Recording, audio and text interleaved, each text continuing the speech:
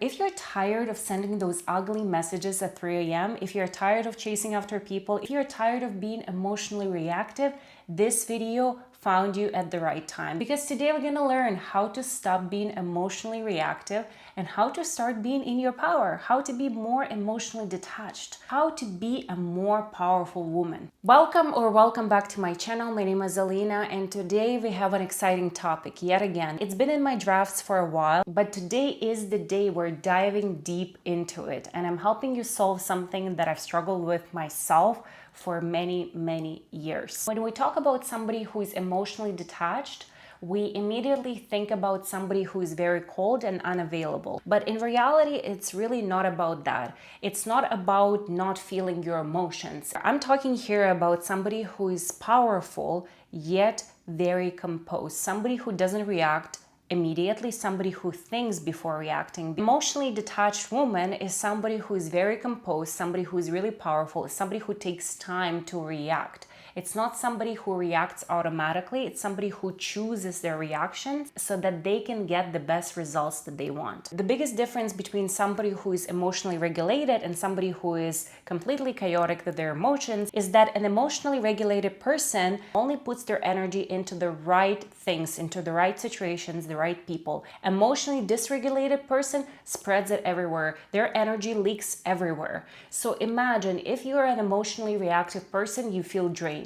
You feel like you're always giving and giving just because you're giving your energy away to all these situations and all these people. 99% of the time, these people and these situations don't actually even need your attention that much. Emotional regulation is your ability to feel emotions without being hijacked by them. One thing that separates emotionally regulated women from the ones that are just super reactive is that emotionally regulated women, they respond, they don't react. And there is a really big difference between responding and reacting, because responding requires you to think about your decision and reacting is automatic. Reacting is your autopilot, is how you respond at any second. It's you without thinking it through, but responding requires you to step away and think it over and then make your decision. This space between you and the situation allows you to really step into your power. Then you can make decisions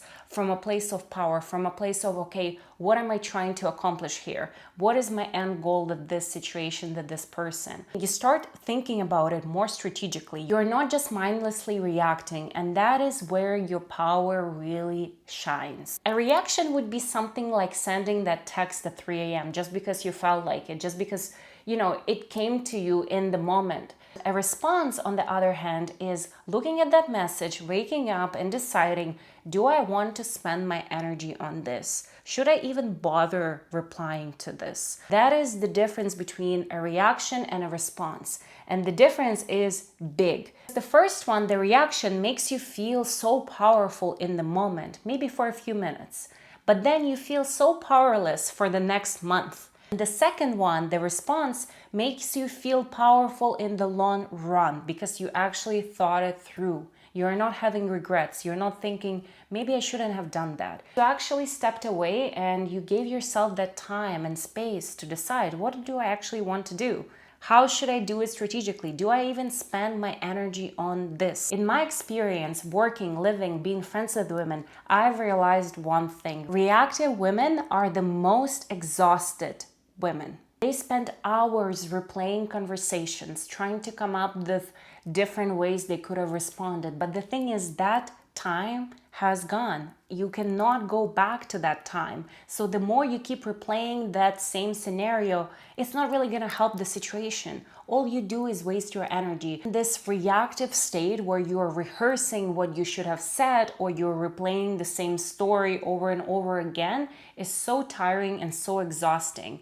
Honestly, for any human being, but for women especially, because we have this creative energy, we have this amazing aliveness inside of us. And when you are reactive, you become so exhausted that you don't have any of that creative and nurturing energy that you can share with the world, that you can give to yourself in the first place, just because you don't even have enough. You don't even have enough energy for yourself. So of course, you're drained, you're exhausted, you don't feel like doing anything. And it's all because you're so reactive and you give too much energy to the situations and the people that don't even deserve it. So what are we trying to do today? Well, we're trying to build a space between the trigger and the response. Or in psychology, they call it the stimulus and the response. Viktor Frankl, psychiatrist and Holocaust survivor, one of the most extraordinary minds of the 20th century, he said that between stimulus and response, there is a space. And in that space is your power. I wanted to read it out loud again. Between stimulus and response, there is a space. And in that space is your power. In order to be in your power, you have to have that space between the stimulus, between the trigger and the response time. If you react immediately, you do not have your power because you react on autopilot. Your reactions become automatic, and there is no power if you cannot choose. There is no power if you keep doing the automatic responses over and over again. Most of the time, these automatic responses, they're not helping you. They're not helping the situation. So how do we practically build that gap between the stimulus, the trigger, and the response? Today, I'm going to give you 5 real practical steps on how to create that gap. Step number 1, you have to create the gap physically. The moment your palms get sweaty, the moment you have a headache, the moment you start feeling something weird in your stomach, you have to catch this feeling and you have to breathe out. Breathe out. Don't react immediately. This physically fights the cortisol spike. It buys your nervous system time to regroup and to actually step away and think about the situation. So my advice is to always create that physical space between the reaction. How do you do that? You don't respond immediately. You take 30 seconds, you take 60 seconds, you take 10 minutes, depending on the situation. If you can step away, if you can leave the room and maybe go to the washroom and regroup and allow yourself, I don't know, for 5-10 minutes to think it over, to calm down, to breathe in, breathe out, that will make your decision so much better. You're no longer reacting from your old wounds or something that happened before that is not relevant here. Now you can actually think it over, you can be a little bit more strategic, you can be a little bit more calm, and this way you will not show up so emotionally hectic and chaotic. You will actually be very composed. You will be very confident in your decision. One of the things that I keep reminding myself, if I'm upset and I wrote something, I need to wait until the next morning, at least the next morning, so that I can actually reset my nervous system. I can wake up, I can look at it from a different lens, I can kind of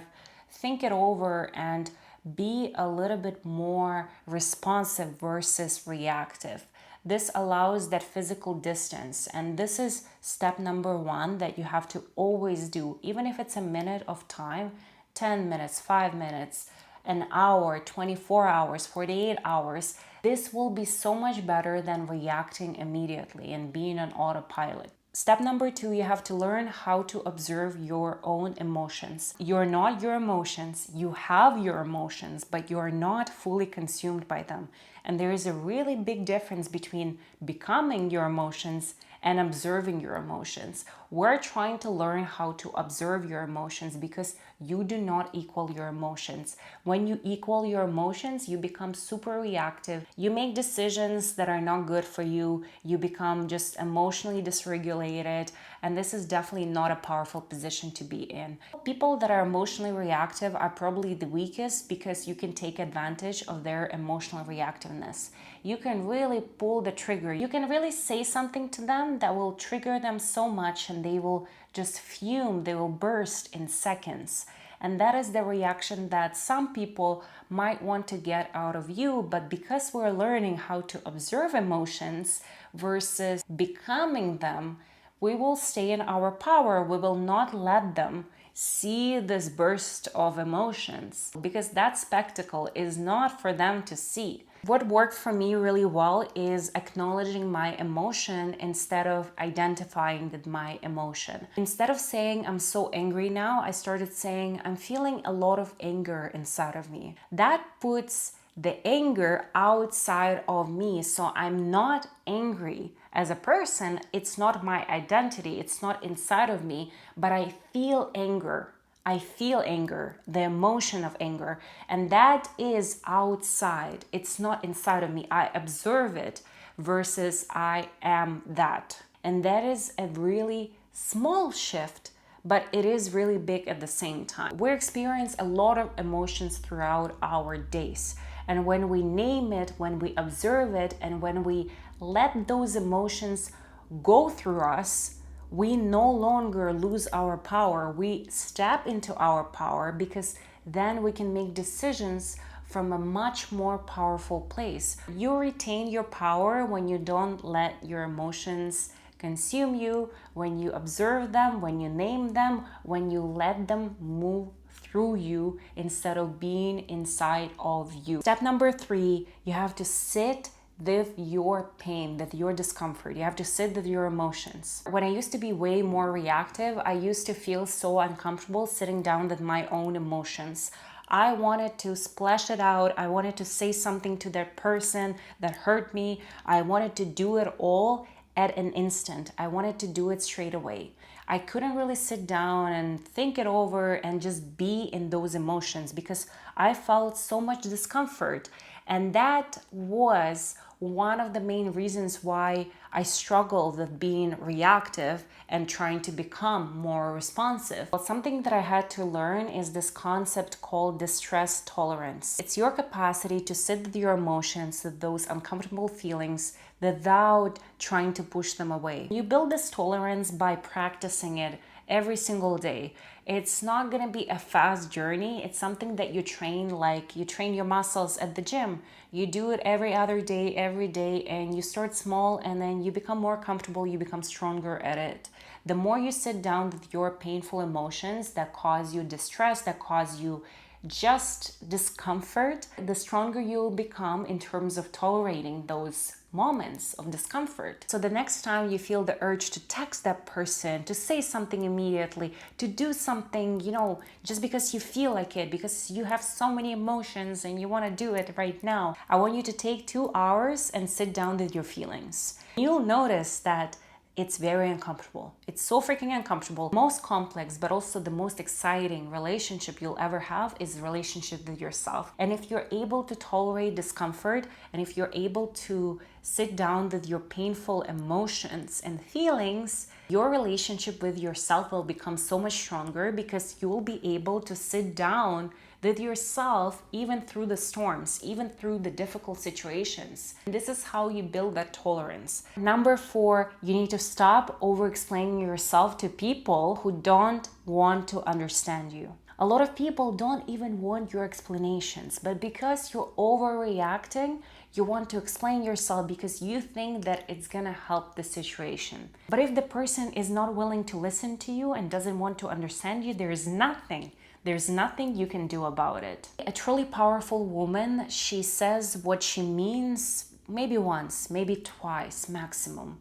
And she is really clear about what works for her, what doesn't work for her. She has tunnel vision on what she wants and what she feels and what she wants from this relationship, from this situation. The main point here is to be very vocal and clear about what you want. And if the person is not willing to hear it, if the person heard it, but they didn't really put an effort into understanding it, and if they still keep doing something completely different, then you have to learn your lesson, then you have to move on.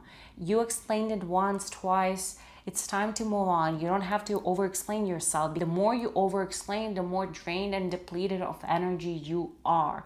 You have to explain once or twice and call it a day. Some people just don't want to understand you and they don't want to hear you. If they're not putting effort into trying to understand you, then you know what to do.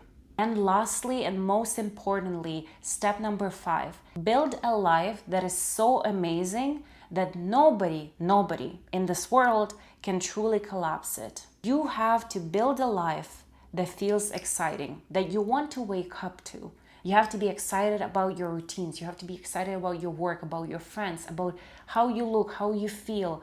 You have to have that excitement in your life. I have a video on how to become the woman of your dreams. So if you want to check it out, I'll link it down below. And the reason a lot of women are so reactive in relationships, especially romantic ones, is often because the relationship becomes the container for everything. Her self-worth, her excitement, her whole life.